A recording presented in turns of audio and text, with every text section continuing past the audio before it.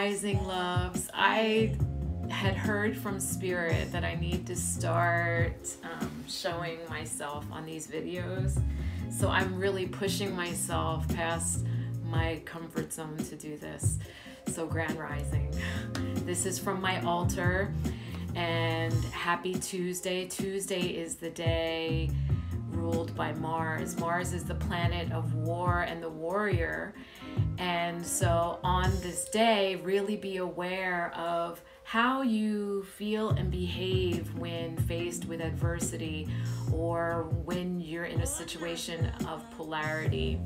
And so anytime that you're faced with those energies, it's really important to stay conscious, not to go back into any kind of trauma response or to react from ego. That's reacting. You want to respond consciously.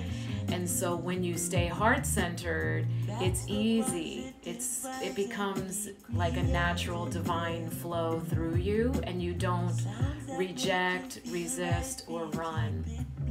The triple R's. So anyhow, red is the color of Mars, and I am wearing red today to honor Mars energy. And so the sacred geometry that showed up for today is sacred union.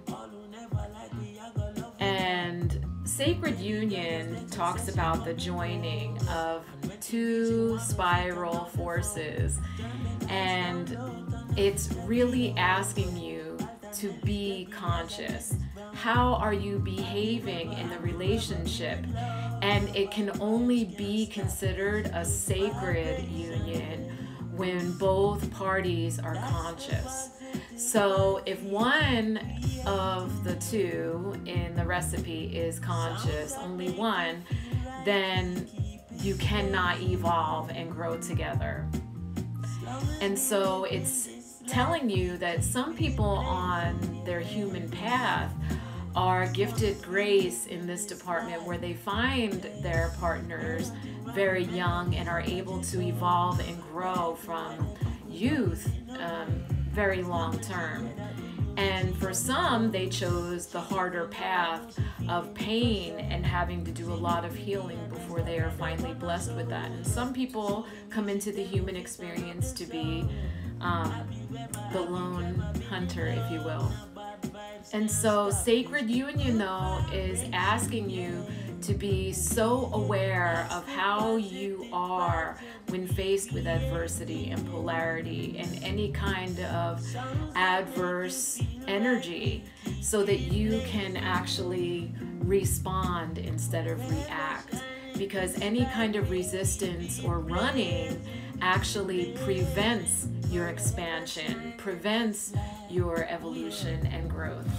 And so sacred union comes with that message, to be aware. And I love that it showed up on a Tuesday, because Tuesday being a Mars day, it wants you to pay attention to those energies. And like I've always said, if you know your placements, your natal chart, that is one of the greatest life hacks. It's really good to be aware of the planetary energy of the day, but it's one step deeper if you actually know your own placements. Like my Mars is in Aquarius, and so that's how I respond and behave when faced with those energies. And when you understand that, it really helps the human experience be less effort.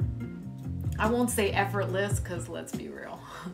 So water showed up for today, and I love the message of water as an element. And it is so important, if you're going to be connected with yourself, your divine self, to also be connected and in the highest intent and love with all of your facets. So your human facet, we are hosted by Gaia, which is all of the elements, but also we are made of them in our earth suit. So water as an element teaches us so much. It teaches us how to behave in adversity. And I always use the example of the water droplet that comes from that heavy cloud and starts to fall to Gaia and becomes frozen in flight, yet still flutters its way to earth in this beautiful sacred geometry, and falls to the hard earth and just waits. It's in full surrender until it becomes warm enough to melt and nourish Gaia, and then eventually warmed enough that it evaporates and returns to its place in the cloud. But the same water that is being swam in the Pacific Ocean is the same water that I am drinking, is the same water that you bathed in, is the same water. And it's been scientifically proven to hold memory. And so when you honor water as an element, it honors that water that's in every cell in our body. And I have a vessel of water on my altar that I also use to honor her. And so it also teaches us to embody our emotions. And so water showing upright, it says, reap all of the grace of lessons that water teaches us, that you are in touch with your emotion, but they need to be expressed. So do not resist, do not run, and do not react, but respond from your most conscious self. And so Obsidian is the tool of the day. And Obsidian in this deck talks about protection. And protection, Obsidian was forged by a cataclysmic volcanic event, right? So it has this undercurrent of fire, and it's a really powerful ally to work with. And this is an authentic obsidian blade. And they are very powerful as a protectant. It works as a shield, and I always refer to like the Wonder Woman bracelets. That's kind of the personality of Obsidian. It's a reflectant, and so any heavy or adverse energies are completely deflected by Obsidian. But there's a secret use that is not usually discussed, and I believe it's actually that use that fits more cohesively into today's spread, and that's why Virgil's here. Mwah, I love Virgil. And so Obsidian as a psychic reset. When you work with Obsidian, it keeps the ego and the intellect in the state of being a tool, how it was always meant to be, so that the divine self is always in the foreground and in the driver's seat.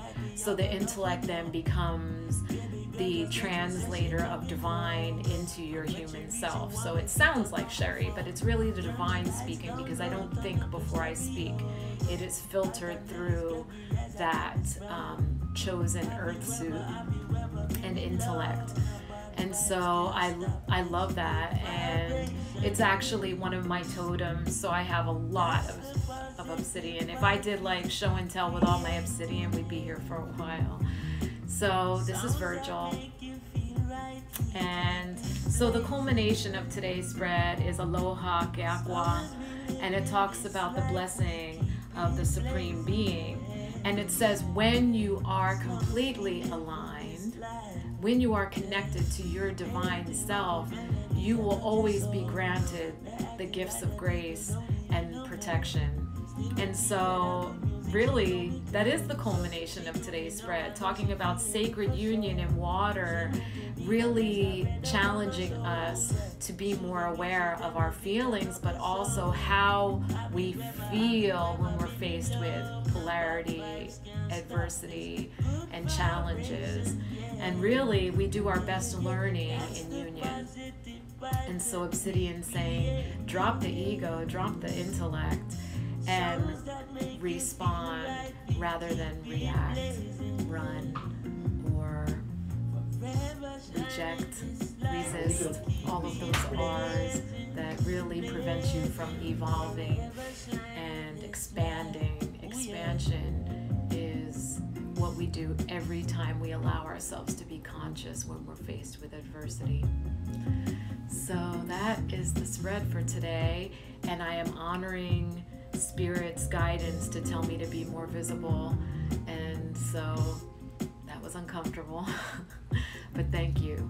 I appreciate you all for sharing your most valuable commodity with me, your energy and your time. And I love you.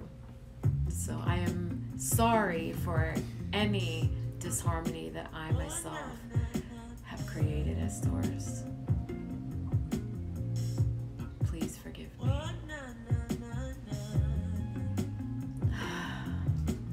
I love you and thank you.